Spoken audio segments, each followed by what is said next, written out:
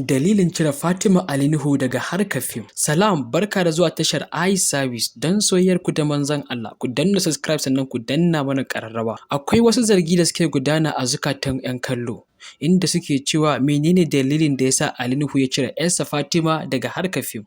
Mun san sau da yawa iyaye suna da burin yaransu su gaje su. Shine Bahaushe yake cewa ken ɗa ya gaji ubansa.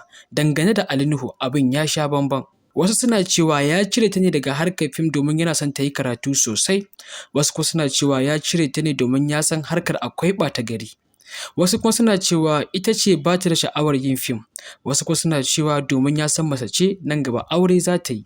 Dukkan waɗannan hasashe ne za su iya zama gaskiya ko akasin haka. Amma abin da yake faruwa a duniya shine burin kowane uba ne ya ga rayuwar 'ya'yansa sun inganta. Hakan yasa 'yan siyasa suke ƙoƙarin haɗa yaransu aure domin ƙara samun gindin zama. Haka malamai suke nema wa yaransu karatu a manya-manyan jami'o'in duniya suke mantawa da almajiransu.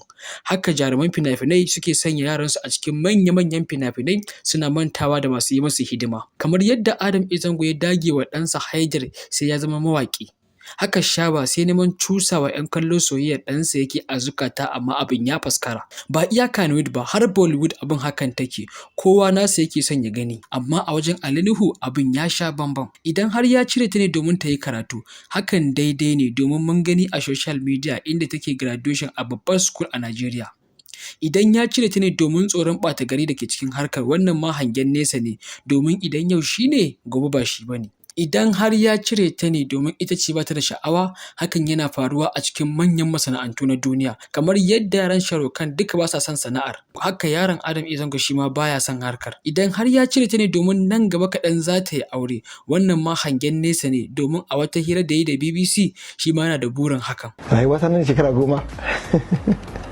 Ina ganin shekara 10 kamar na yi ritaya, ina tare da 'ya'yana lokacin sun gama karatu.